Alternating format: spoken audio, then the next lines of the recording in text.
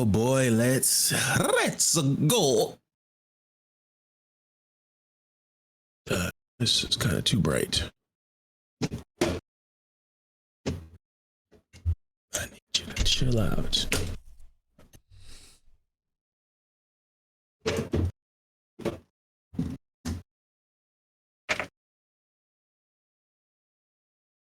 Get down on it. Get down on it. Get down on it. Yeah. Well, I don't give a.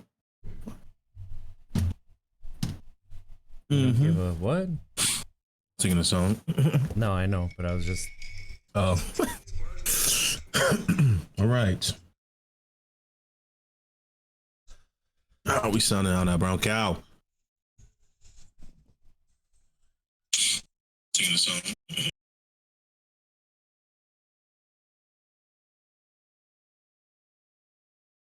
Were you over there playing No.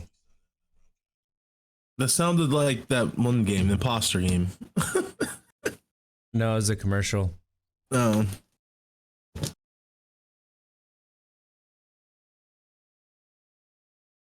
Yeah, we sound good.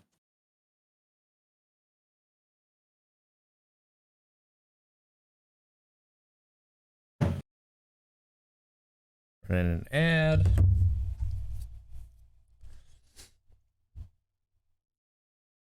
It's an ad right now? Yeah. All right. Second. Good morning, everybody. If you can hear us. If not, good morning after the ad.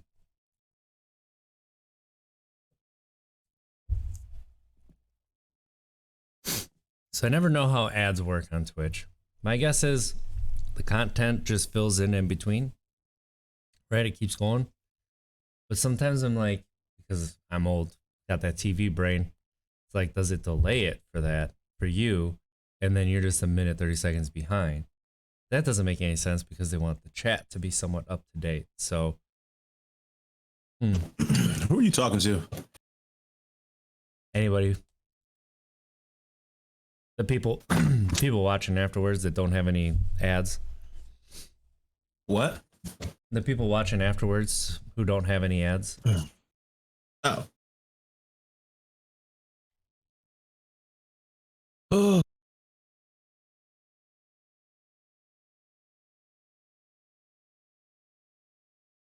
Sure. Happy 4th, Yo-Yo. Good morning. Great to see you.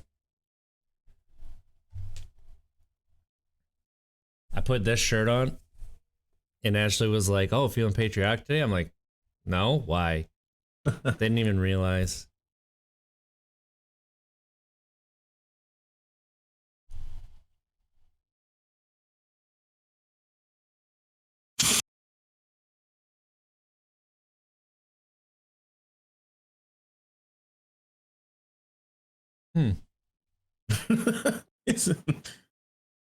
I thought you knew. Feeling patriotic today.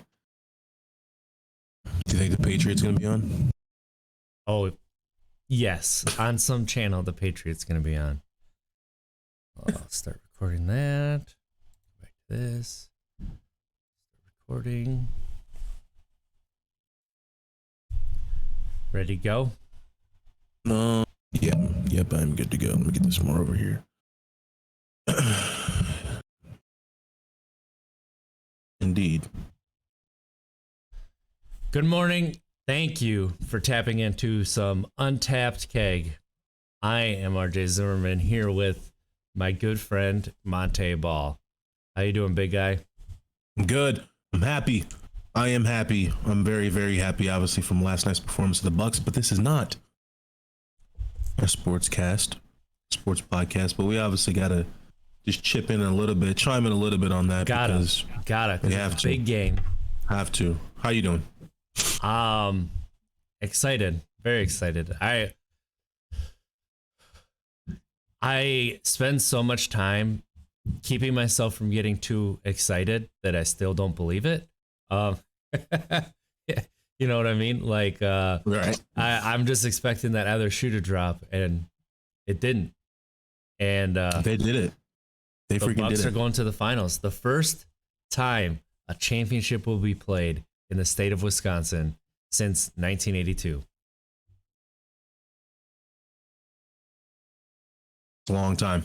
That is a long time. Bucks most definitely deserve it. I like the team. I like the team. I like how they carry themselves. I do. I think that's just what it is. I like how they carry themselves. They I mean, don't they make any led. excuses. No, and they led last year the social justice protests across the NBA. They were the leaders in it, Mm, and a lot of people blame that for their early exit last year. And it's like, come on, no. The Bucks didn't make any excuses. They're like, we just have to play better. There were Yeah, no distractions. We just have to play better. And period.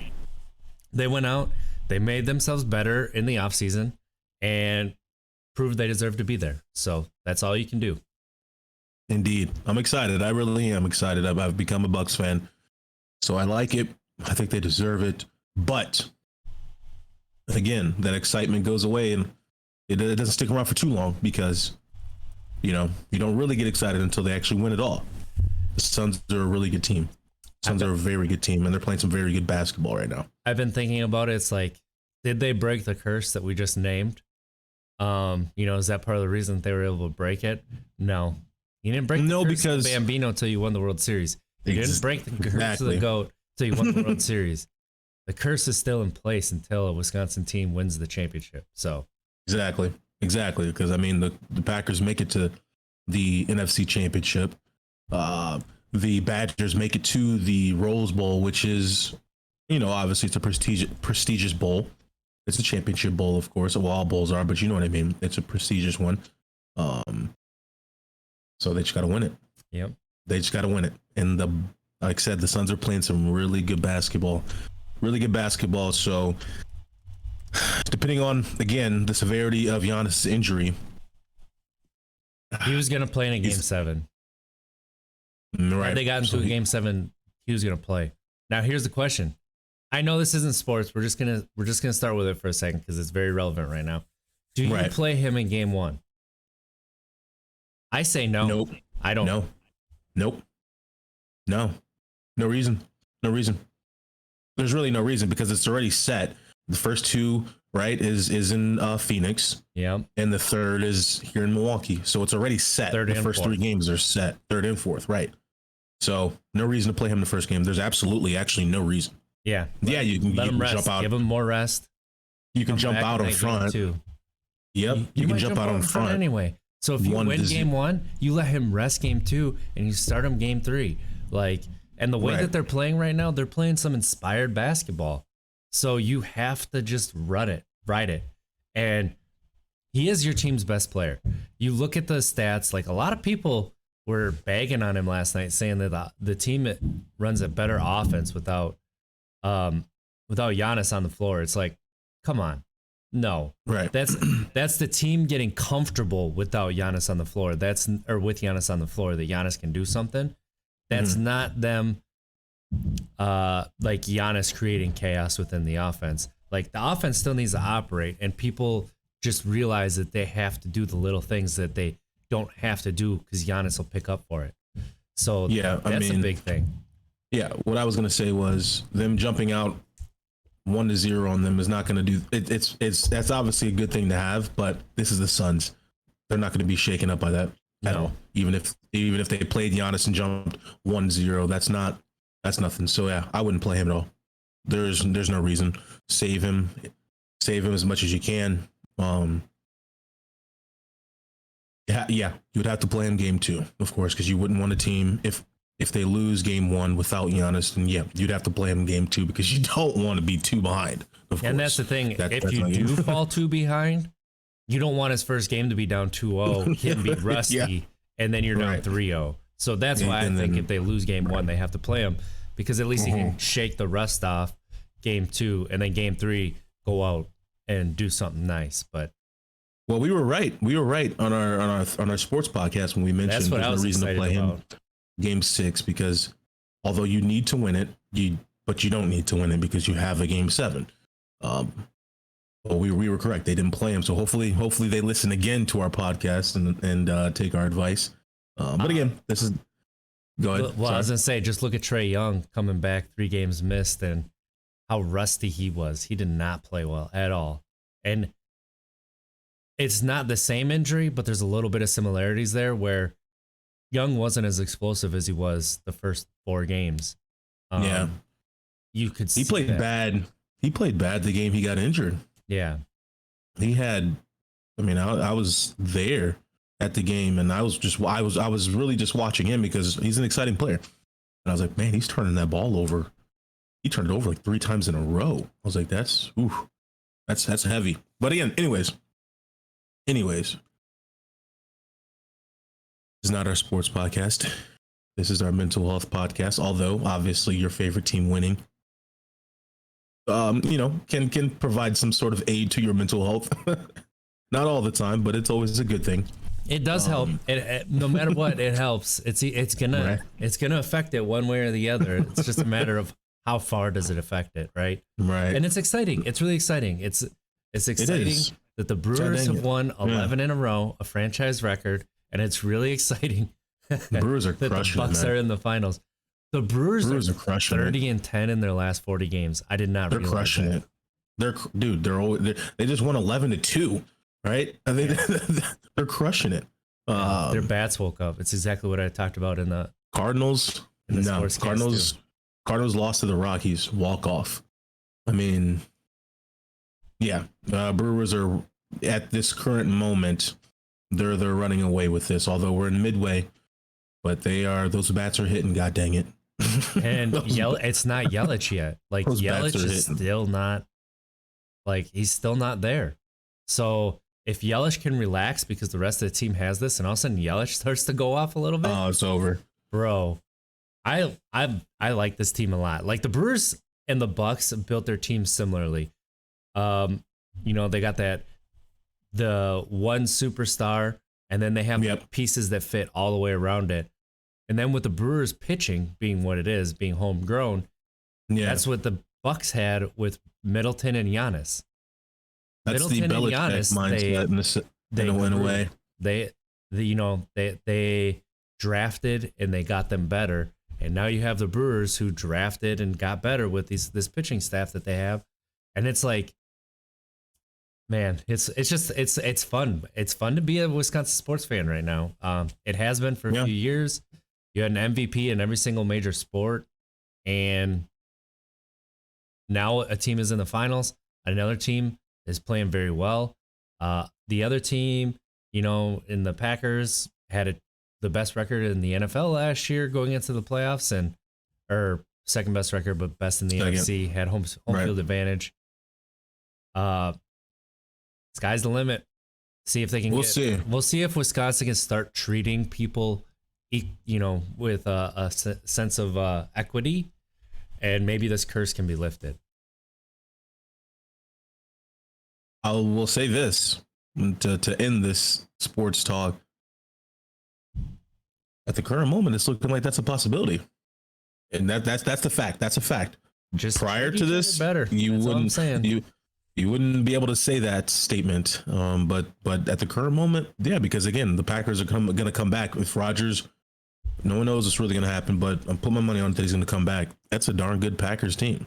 I think that they have the type of defense, and you're going to be mad at me when I say this. They have the type of defense going into this year that they can ride. Not to the level that the Broncos did, but maybe to the levels of not the year the Seahawks won the Super Bowl, but the year they made it. Right. I can see that. Yeah. No, I mean, that Seahawks defense my rookie year was nobody was beating that defense. Nobody. But the Broncos defense is looking really good this year on paper. Well, we got stuff to talk about. On Thursday. Maybe we'll have to do something before, but we do. All right. Because I'll be in Denver. Yeah. Besides this. Sorry, go ahead. How you been doing? How's your week been? I've been exhausted, man, but in a good way, just from working out. Really, I've been feeling good. I haven't felt this good in a long time, and that just goes to show you, working out and eating better. I've been eating great, but I've been eating better than I have or than I had recently. But all is heading in the right direction, man. With my my mentality, etc. I'm feeling good. How about yourself? I'm tired, but Right. that's just how it's been. These kids seem like the past 4 days have hit another level of energy, and no matter what you do, you're fighting them to go to sleep at night.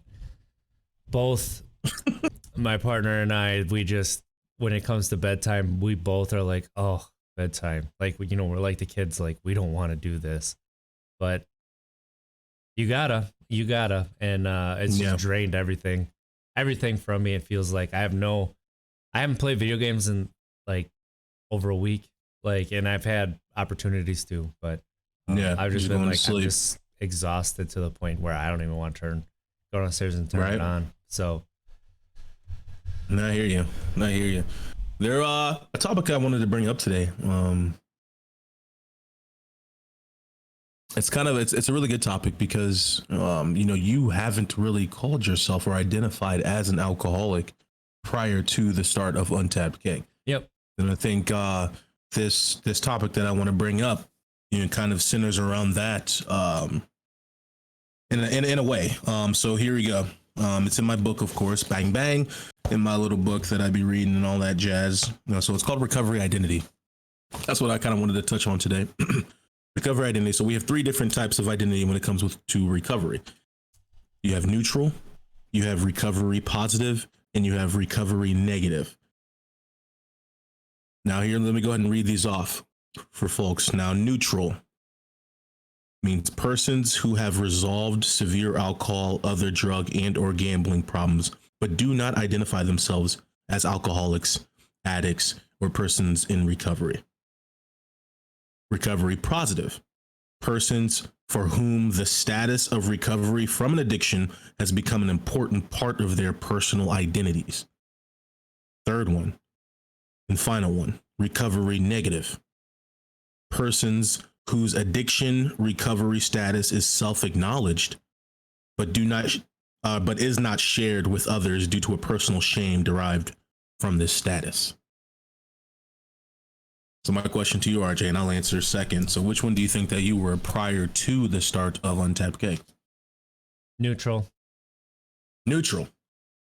Persons who have resolved severe alcohol, other drug, and or gambling problems, but do not identify themselves as alcohol. Yep. Alcoholics, addicts, or persons in recovery. Absolutely. I never called myself an alcoholic. I guess I didn't really think of myself that way, but I never, so that's why it's neutral, because it wasn't like something I was hiding. I would tell people, no, I don't drink. I've been sober for, a year, 4 years, however long it was. And people would just be like, oh, okay. And nobody would be like, oh, you're an alcoholic. It's just kind of.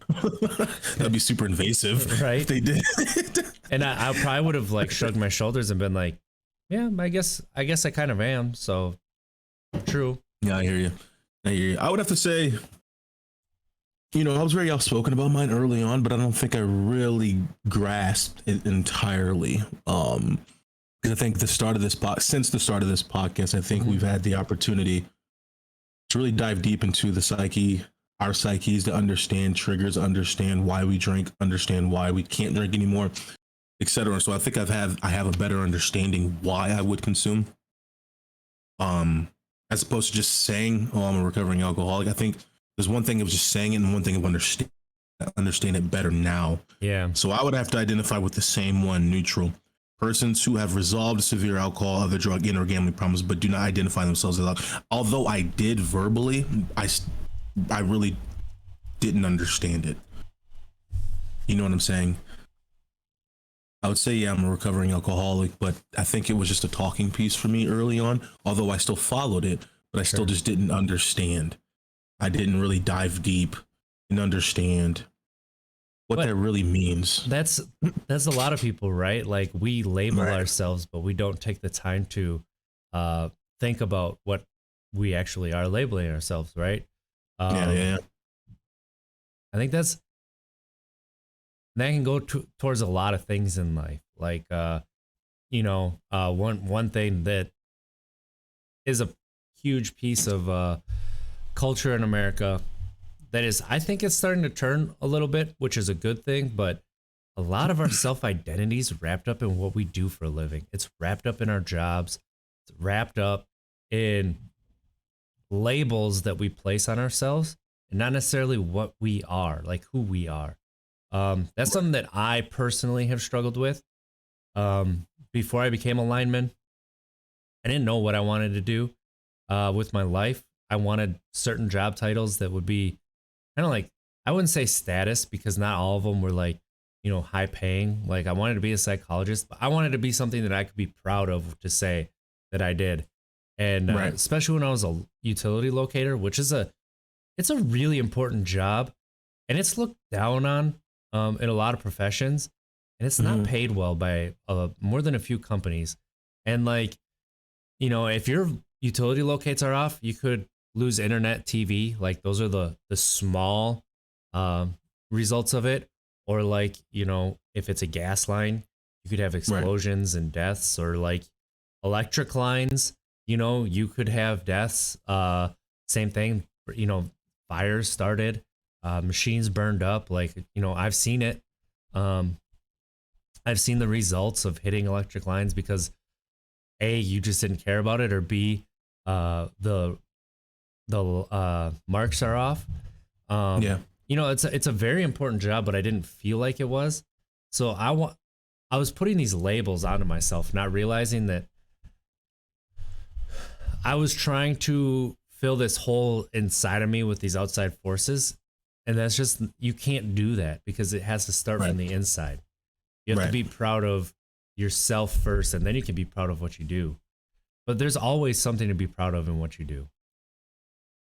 Yeah, I think that's a very important topic, and that's a lot about what I talk about in my book. Towards the end of my book, is that self-identity, and obviously we all understand how difficult it is for athletes, because there is an end date to your sport, to the activity, to your involvement, to your physical involvement in the sport. I want to say, to your playing days, there is an end date, but There's you've given by date.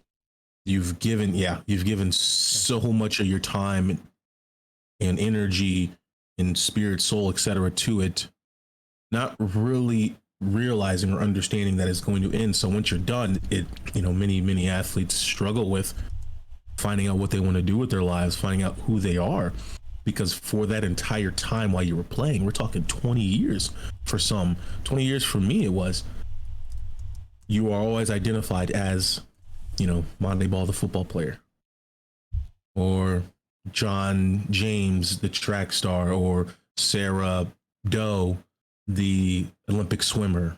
So you're always identified as that. So that's important. I think that is true for folks working 30, 40 years in a position and then retiring. Oh, for sure. For sure. Yeah. It affects everybody. And my then it's dad's like, okay, about to go through that. Big congratulations to Big Roger. Roger's in. Yeah. 35 years as a lineman, retired on Wednesday. And he was cleaning out his locker. He's had the same 3 lockers since he started. Yeah, that's emotional. For sure. I texted him this too. I said, you've been an employee there longer than you've been dad. And he's like, yeah. And so he's digging through his locker and he finds a treasury bond. And it was made out to me, like right around I don't know how old it was, but I was young. I was very young. And he said that got him a little bit misty eyed too. So he's like, you have to you've been walking into the same doors 35 years and now he walked out and he's never going to return. Well, it's not never, but he'll have to be escorted if he goes back, right? He can't just go back and do stuff that he used to take for granted. So, yeah, that's definitely these labels that we put on ourselves. And you see it with athletes. It's a really good example all the time, because not only do you put that on yourself, that's all everybody sees you as. So you start to see yourself as it and nothing else. Right. That's all you're identified as, really internally, externally. And yeah, I think it seems as if athletes are impacted more by it, but I think a lot of people are too, in your own circles. You know what I mean? Your father is identified as a lineman. Folks are identified as their position. That's just the way that American society is. When you meet folks, this is unfortunate, and this is something that I'm always mindful of when I'm meeting new people, is to just not ask them the basic questions that we always ask folks, like, okay, how you doing? Yeah. What do you do for a living? You know what I mean? It's like, I think Heath Ledger made a great point about that. One of his most famous quotes is it's almost like you're asking folks in a way to where it's like a shopping list. You know, what do you do for a living? You know, what part of town do you live in? How many kids do you got, or something like that? It never asks, you know, I don't think I ever heard that quote. Are you happy? Are you happy? Yeah. Mm-hmm. Yeah. So I'm always mindful of that when I'm meeting new people. And I get it. Some people ask it because sometimes it just fills that void of silence. But that's just unfortunately how it is. And we all get it in this country. You know, we're working 8-9 hours a day, 5 days a week. Yeah. So, you know, some people are give half to Uncle Sam. putting 70 hours in for a salary, you know, and 70 hours in a week. Right. Yeah. But that's what we're taught we have to do. And you have to be, it's an easy way to get distracted from yourself, right? When you're putting all that time in and you're putting all that energy in. Yeah. You're not putting that time and energy into yourself. Like you are, but at the same time, you're not doing it necessarily for you. You're doing it for the label. This is something that I haven't, I didn't see or work on until like earlier this year, to be truthful. Like you know what I was talking about on the last podcast. Yeah. And, it's, you know, it's tough. Like it's really tough. It feels like you can't be in a good place and come to that realization. It feels, and I could be completely wrong. This is just my own personal opinions. I am not a doctor or a psychologist or anything, but to me, I almost had to hit a different type of rock bottom, right? Before all of a sudden it was like, oh, why am I so, you know, low right now? Why am I quick to anger? Why am I so anxious and stressed? It's like, why? It's not worth it. You know, what is it that I can't put names to any of this, or even figure out what I'm feeling, and then moving on from there. You know, I used to like, I wouldn't say act like a different person, but I would hide parts of my personality at work. Like, you know, I like to laugh and have a good time, but I'd just be kind of serious when I went to work. I wouldn't really joke around. There was a few people who were like, wow, don't you ever have fun? And it's like, yeah, just not with you, because I don't like that kind of fun. Right? Like some people are only happy tearing other people down, and it's like, we don't have to. We can have fun and, you know, make a little bit of fun at each other, but as soon as you see somebody start taking it a little serious, time to stop. Right? Yeah. Yeah, I mean, I never really talked about not drinking. Never talked about you know, I never talked about my kids. I never talked about my partner. Never talked about, I didn't talk about anything in my personal life basically at all. You know, I enjoy anime. I enjoy different types of TV shows too. Movies, never talked about it. Never talked about video games, especially. I never talked about. Can I help you? I never talked about that type of stuff, and now I don't mind talking about it. So, who is that? Yeah. Can you say hi? Hi, buddy. So that's, one way that you have to work through things to get to a point where you're happy with yourself. You're happy with who you are, and don't hide who you are, because honestly, if it bothers somebody, that's a them problem. That's not a you problem. Like you Indeed. aren't putting people down. You aren't being an a-hole, You're just being yourself. Be yourself. Why can't you be yourself? So that's kind of where I am, which is pretty far opposite of where I was even a year ago. Right. I think it's always important, man. It's always important. I think that's just the process of recovery. And again, we're not talking from the standpoint of as if we have all the answers or as if we're any sort of psychologists or mental health experts, etc. But on the most basics of levels, we all understand throughout this process of recovery, you begin to understand it, as much as you can about yourself, and you get to understand a lot about what's important to you. We grow up, our adolescent years, unfortunately, really trying to focus on making other people happy, trying to fit a certain mold that we think that we should fit in, trying to be a certain identity that we think that we're supposed to be. But unfortunately, it's you. I mean, not unfortunately, fortunately, it's your life. It's your experiences. It's all, for yourself of who you want to be. And if someone doesn't accept that, then that's not your problem. It's not your problem at all. There's a lot of people on this planet, a lot of people on this planet. So no, I think that's important. Again, the growth that we've both had from day let's one. Talk about yours, because yours has been, you've grown a lot from where you were, and you've talked about it too. You were the football player, and now that's pretty far down the line. You've done a lot of soul searching, and you've made a lot of strides since then. So I feel like I take a lot of the talking when you ask a lot of questions, but when it comes to talking about ourselves, I do a lot of the talking. So yeah, I don't really like to talk about myself that much.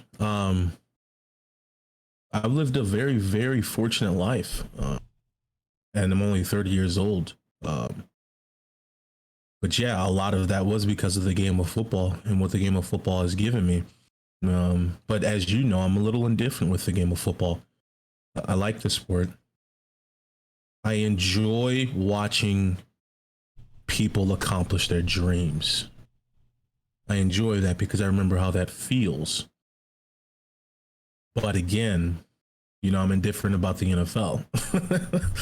Just about, many things. They don't do the greatest of really taking care of the players and then taking care of the players after the sport is over for them. But yeah, man, I've had to grow. I had to grow. Mm-hmm. I had to grow for myself, for my child, for my friends, and for my family. Because the path that I was on, obviously we all understand that story. I was headed towards I was already in a dark place, but I could have kept going into an even darker place and would have been behind bars to this day. So for me, I always share with people, it's what helped me to stop drinking is jail. Obviously being an a-hole was something I no longer wanted to be, but jail, of course, too. That is a very grim environment that you do not want to find yourself in. But also the help from you, the help from my family and my friends has got me to where I am today. And just like yourself, man, we want to just show people, we both have different walks of life, but dealt with similar things and self-medicated with the same thing, but are able to come out the other side and now talk about it. We all, in a way, have similar stories. Like, you know what I'm saying? I may just be just chirping right now, but not exact you- same stories, but we Yeah, if you boil it down, there's certain like that shopping Moments. list that a lot of us Yeah. meet. Right? yeah, we run into it a lot, and I think men run into it a lot when it comes to that self identity. Yeah. Unfortunately, Yeah. in American society, For we're sure. taught to be the patriarchal system. We're taught to be the breadwinner. We're taught to close off our feelings. We're taught to, shut up and throw dirt on it and get back out there. Shut up and We're dribble. taught to- yeah. We're taught to do 70 hours a week and don't complain about it. And all of that stuff. So that identity crisis seems as if it's, more prevalent in men. I don't know. I don't want to speak for women, of course, but I don't know. But it seems like that's what you and I both struggled with. And so yeah, man, I'm in a way better place. This podcast has helped me out a lot. It's therapy in a sense. And just being honest with myself. Just being honest is a big one. A big one. I agree with that one 100% because that was my biggest thing too, was I was honest to myself to a certain point, but then I'd stop. Yeah. Same. Same. I don't think she'll mind, so I'll shout her out. I started following this lady on Twitter. Her name is Brittany Shelton. Okay. And she wrote a book about being a complex trauma survivor. And everything she posts, I'm like, I get that. I feel that a lot. Like she's a recovering alcoholic. She's been in recovery for a long time, about 10 years, I believe. Nice. And, she's just put up boundaries. I've learned a lot just by that. And it's like, okay, yeah, I get that. I need to be more truthful with myself, because being truthful with myself doesn't mean that I'm doing different things. I'm demeaning people that have been important in my life.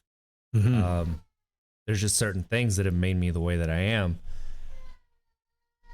and I have to be honest with that, right? And that's kind of the tough part for me, because I want to be honest with myself, but being honest with myself means that I might have to hurt other people's feelings, right? Yeah. I mean, there's a line to walk there.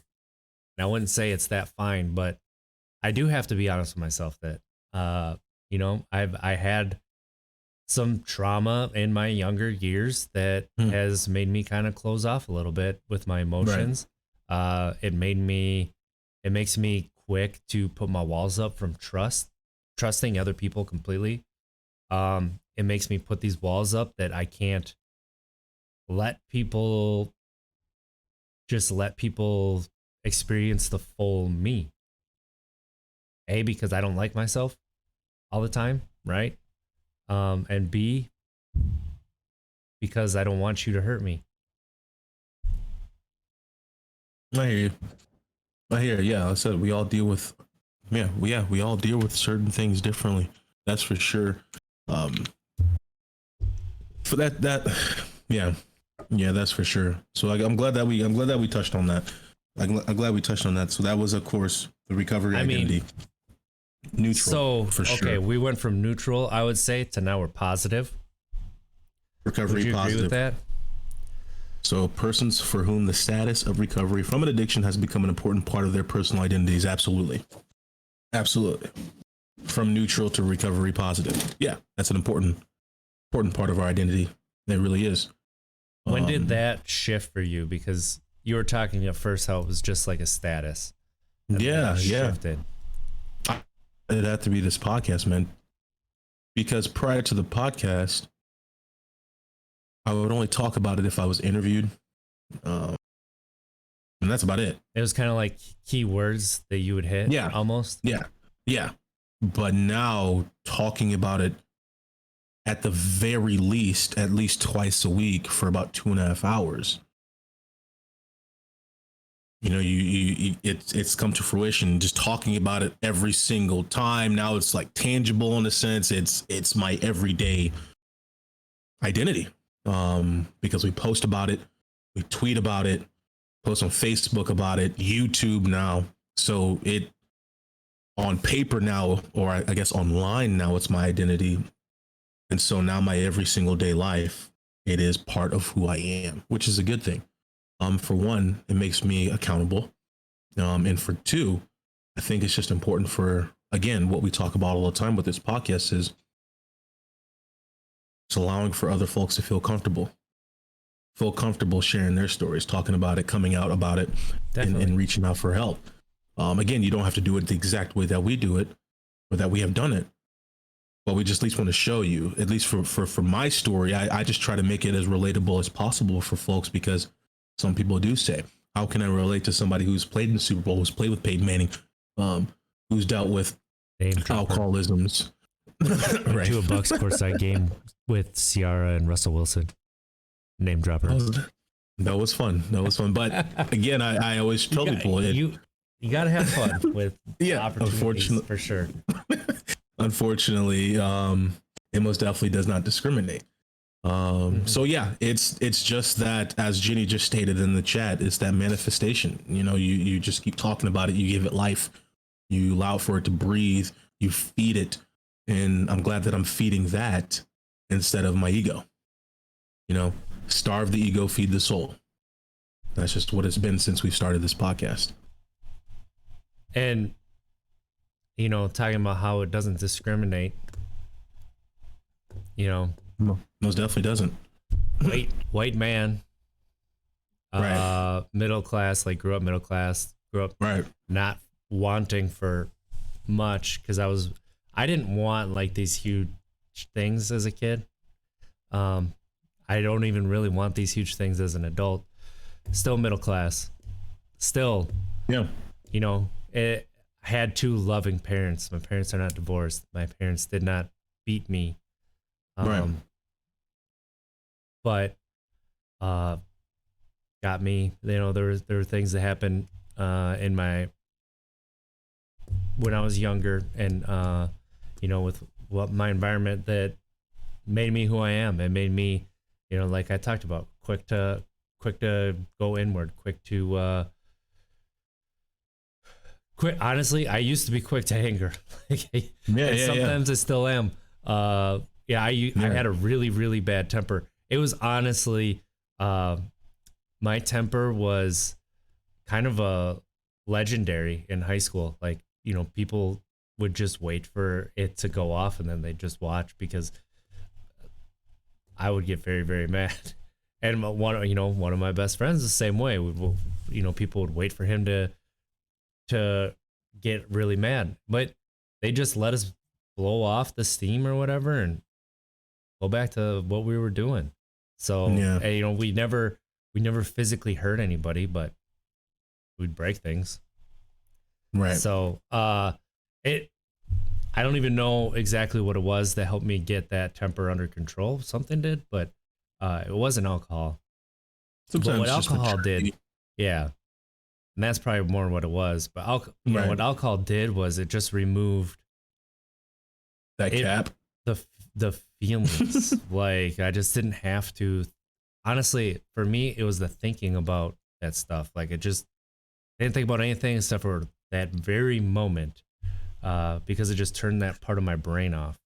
And I think that's why I drank until that part of my brain would turn off, and it just kept taking more and more and more till it basically had to be blacked out. And then I just kept blacking out. Well, that's alcohol for you, man. That's drugs. Yeah, that's drugs for you. It gives you the opportunity. Unfortunately, it gives you the opportunity to not have to worry while you're living in the moment. It allows for you to live in the moment. And to some, obviously, that's a good thing. You know, The Power of Now, Eckhart Tolle, great book.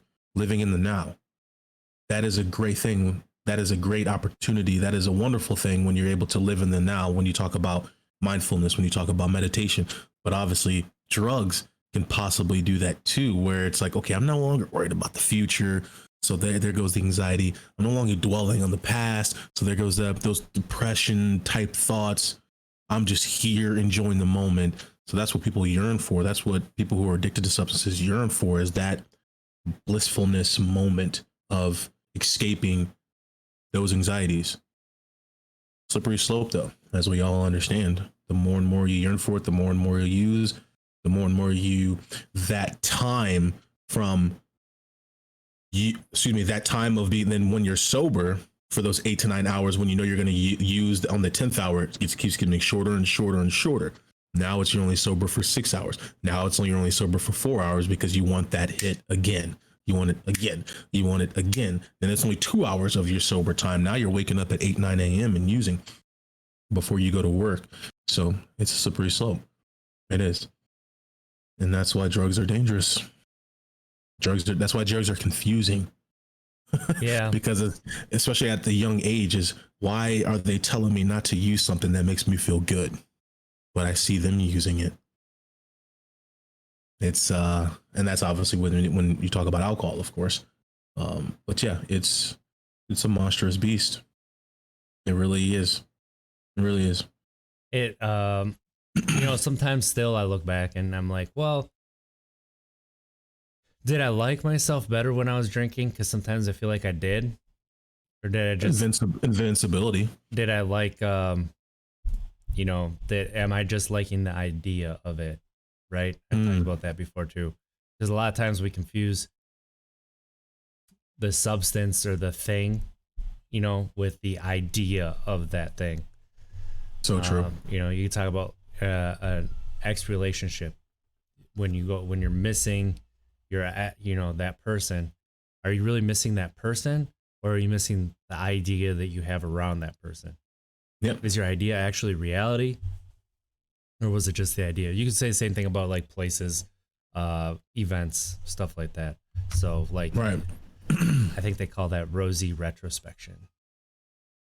Indeed.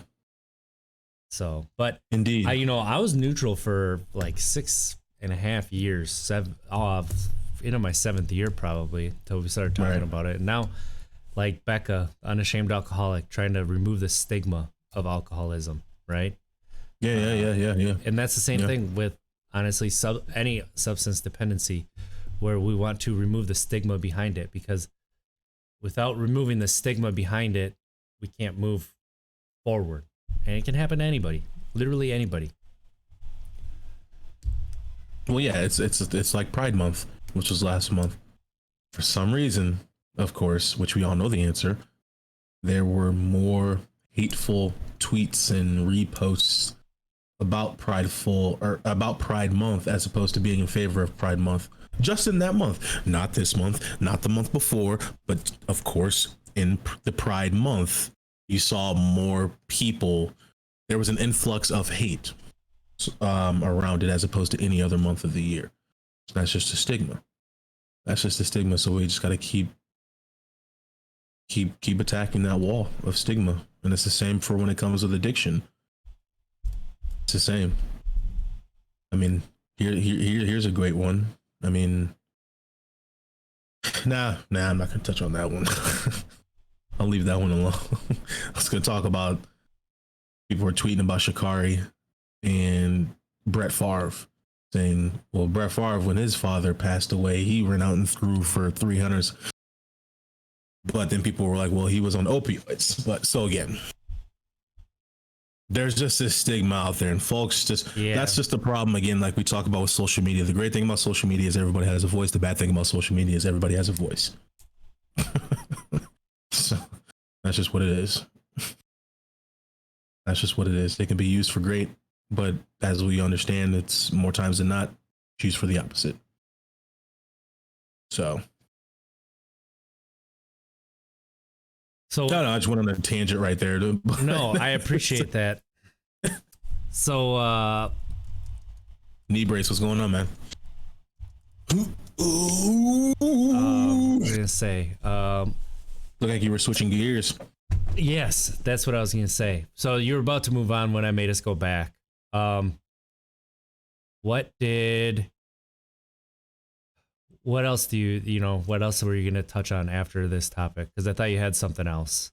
And I made us go back to talk about that one more time. No, because I really didn't. I was going to bring up another one, but looking at the time right now, we won't have enough time. I'll save that one for the next time. But there's a lot of great stuff in this book. Again, you guys, this is the Recovery Coach Academy book.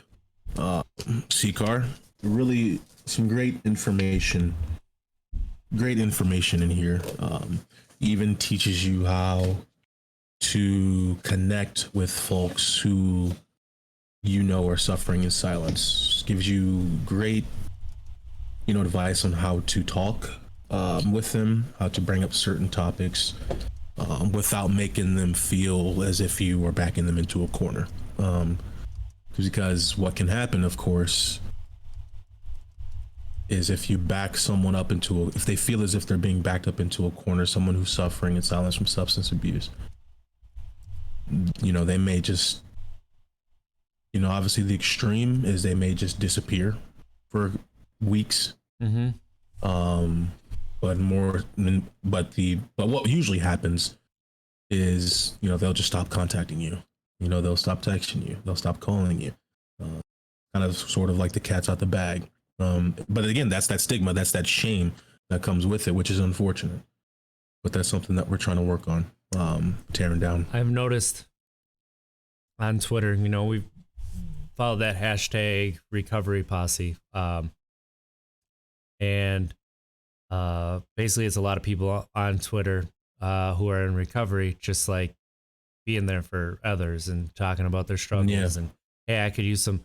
There's been quite a few relapses for people that we follow on Twitter the past few weeks, and there's a few people who have deleted their accounts, and everybody knew they're going through a real rough time if everybody can find them.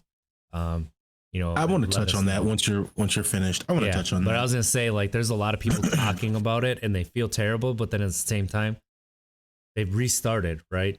They started a nice day. I have those dreams that I drank and I woke up feeling ashamed and like scared. Like, did I really do it? It's still a little bit of a fear, right? That did I restart? Did I just waste all this time? But it's like Amelie said when she was on, nobody can take those days away from you. You didn't waste that time. You built that time, and you now know how to get there. So you just have to get there and then use that learned experience to get past it, right? Yeah. I'm glad you brought that up, because that is something that I've always wanted to touch on. And Amelie, of course, explained it so eloquently.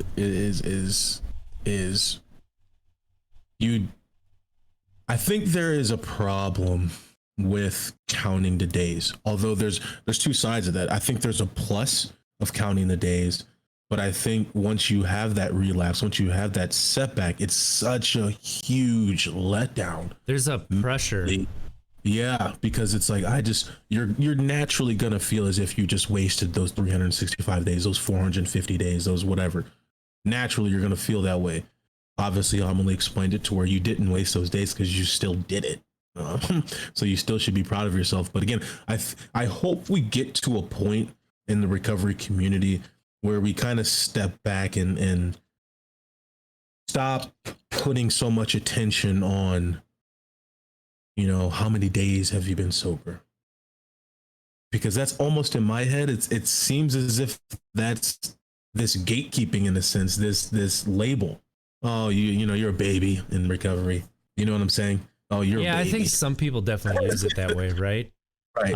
And when it shouldn't be viewed in that sense. It's important for I understand you're going to be like, okay, yeah, I've just crushed 2 years of sobriety. That's awesome. But that's why I always state I've been in recovery since 2016, because I don't know what's going to happen next year. I don't know what's going to happen 2 years from now. If something traumatic happens, I don't know. I may pick the bottle back up. I don't know.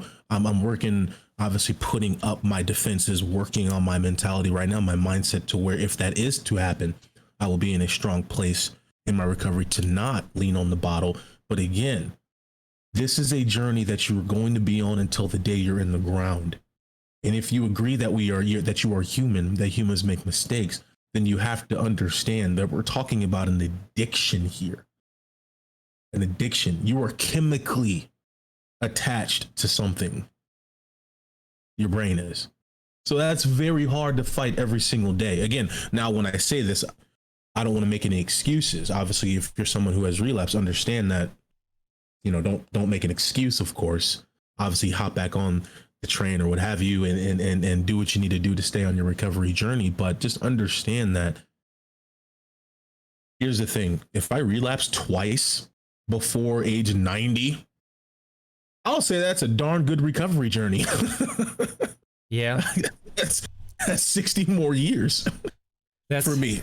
Yeah, that's the thing is, and I said this to somebody else, like, on Twitter, it's not so much getting through the days or weeks, because you could put yourself in a position that makes that somewhat easy.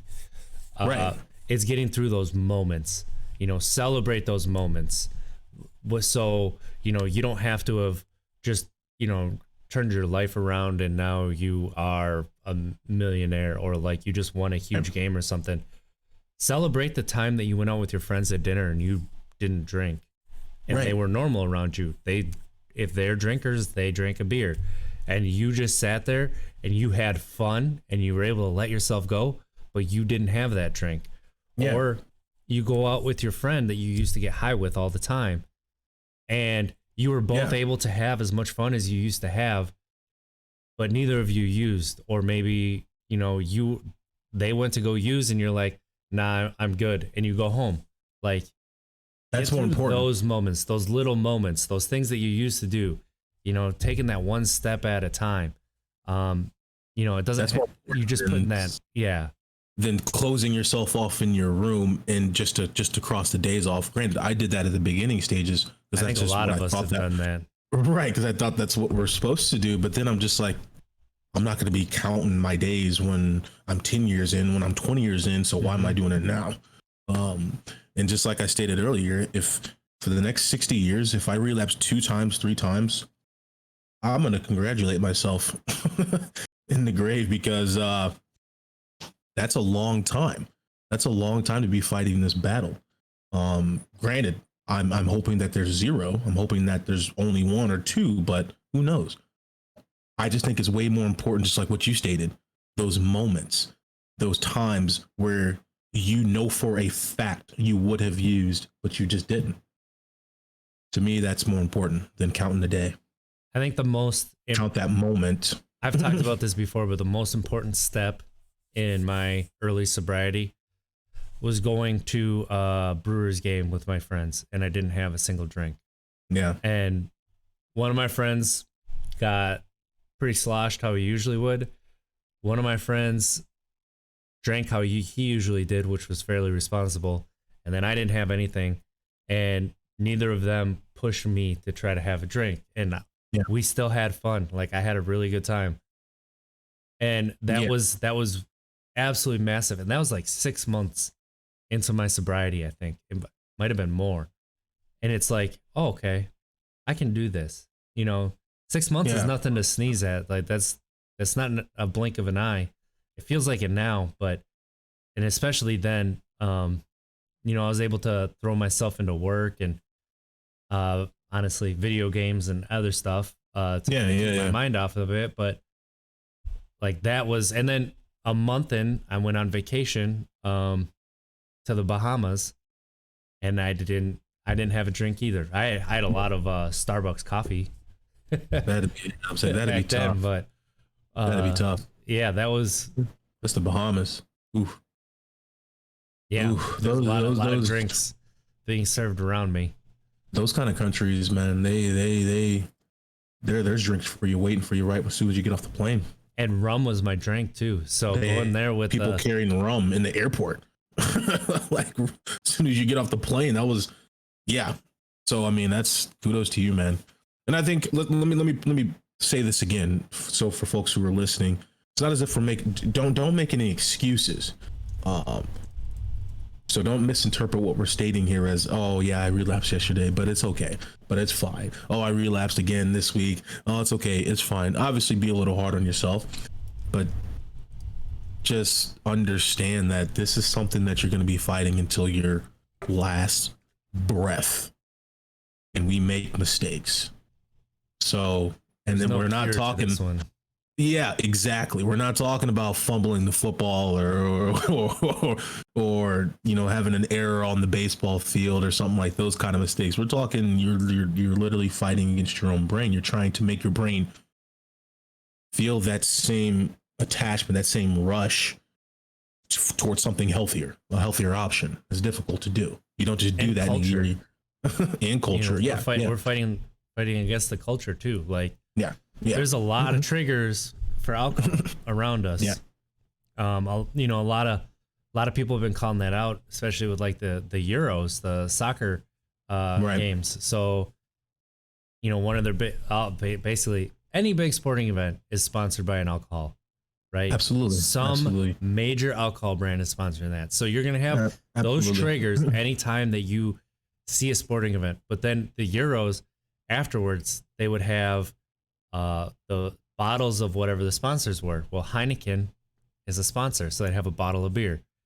Well, a bunch of Muslim players took the beer. Yeah. Nope, that's not gonna be in the picture with me.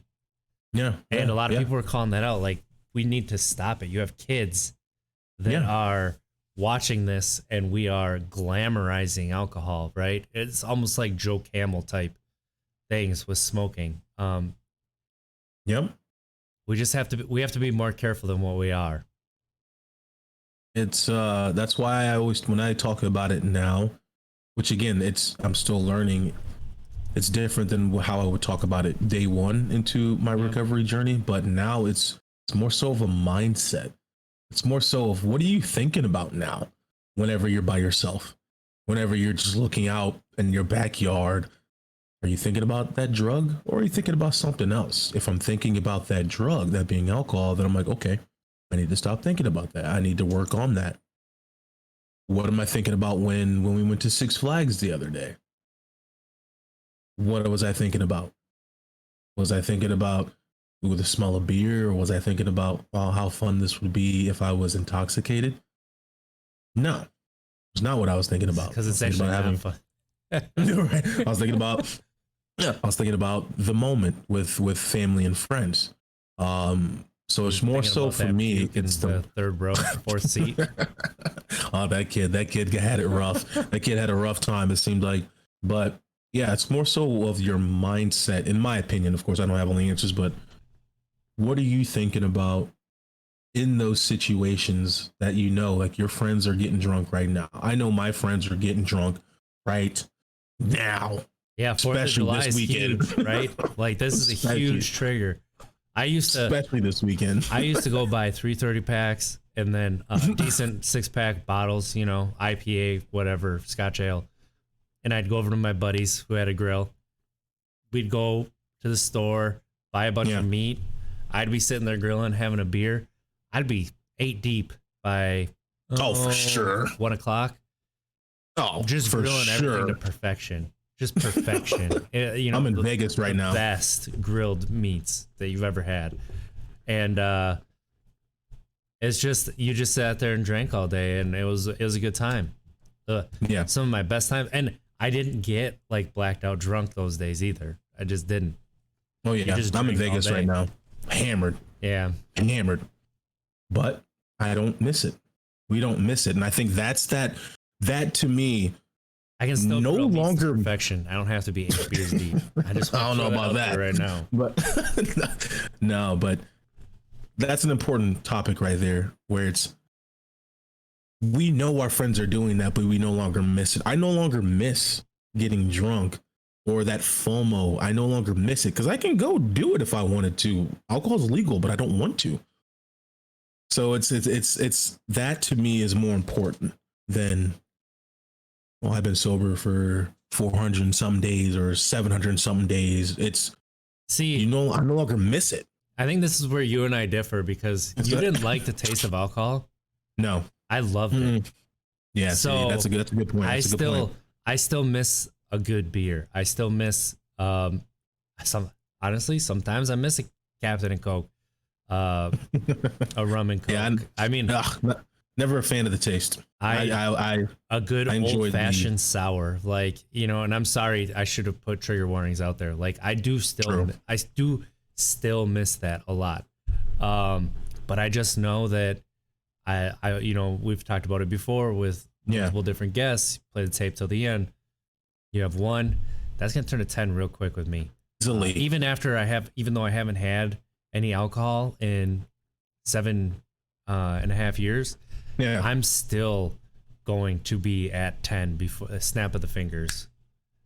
And I won't stop until I'm either dead or I just pass out while I'm taking a stride. Like, it's just what happens with me. I never cared for the taste. I really enjoyed I was an egotistical partier. That's what I was. It didn't really matter about the alcohol, but it mattered to me about supplying the alcohol for everybody. I needed their validation is what I wanted, making me feel good. You know, thank you, Monte. Me paying for everything. Thank you, thank you, thank you, thank you. Which obviously speaks volumes about where my self-esteem was at. It was very low. That's what I enjoyed. I didn't really enjoy the taste of it.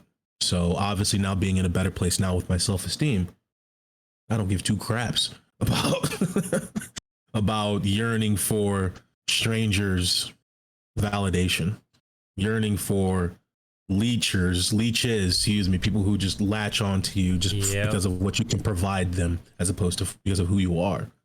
I no longer care for that, so that's why don't mess it. And I don't want to go to jail again. True. It's funny how ever since I've stopped, I haven't ran into an officer yet in a bad way. So, it's funny. I had one stop by yesterday morning. Thanks, child. You want to explain? They don't like it when you know, your phone calls 911 and they hear a kid yell, "Stop talking to me," on the other end hanging out. Turns out they'll send an officer to see what's going on if they hear that. Even if you call and say, I was sleeping and my kid was watching videos and accidentally called 911, the officer's still going to knock on the door. Absolutely. And they're doing their job. That's funny, though. And it's even better when your child is getting scolded for taking the outlet covers off and plugging in stuff, who's only 3 years old, plugging in cords, and he knows he's not supposed to, so he's getting scolded. Door knocks, you pick the kid up as he's crying, and you open the door, and it's an officer. Yeah, that's a good look. That's something that would be on like Christmas Vacation or something like that, like one of those movies. Yeah. It's just that complete just domino effect, just disaster. And you know, perception is reality. So, and I'm like, he just got in trouble, and the officer's like, "It's okay, you're not in trouble with me." I'm like, "No, it's not about that." It's like, huh? Like, yeah, he was unplugging and plugging in stuff. And he's like, "Oh, yeah, you probably shouldn't be doing that." Like, yep, he knows. That's why he's crying. Getting out of it. So but that was fun. Indeed. But good podcast today.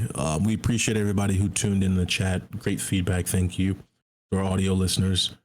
And to obviously our chat listeners down there. Happy 4th. Hopefully everybody has a great and safe weekend. Please do not drink and drive. Please do not. We got Uber. We got taxis.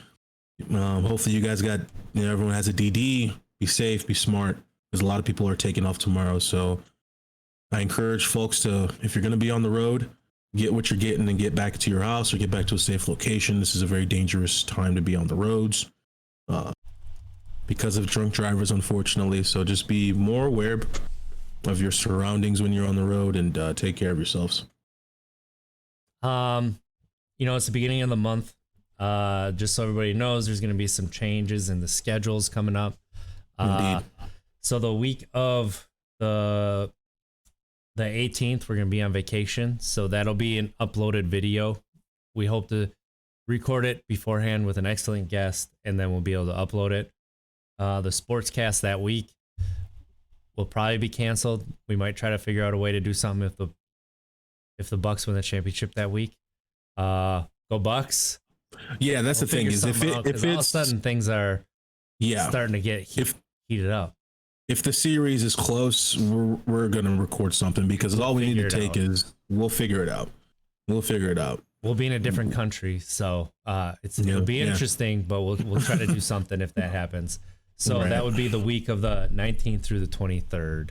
We're going to be on vacation, and then but other than that, I think everything should be about normal. I'm glad. Yeah. I'm really glad. If you didn't listen to our sports podcast on Friday, it was from Friday morning that we just uploaded, and you're a sports fan, that ended up being a really good cast. A lot of it ended up being true. I'm glad we waited to do that till the morning after the game 5. So, and let's go Bucks. Everybody have a good 4th. Enjoy your holiday responsibly. Thank you for listening. We love you all, and let's try to be better tomorrow than we were today. Because at least if we don't make it, we tried. And everybody, be you. Thank you, guys.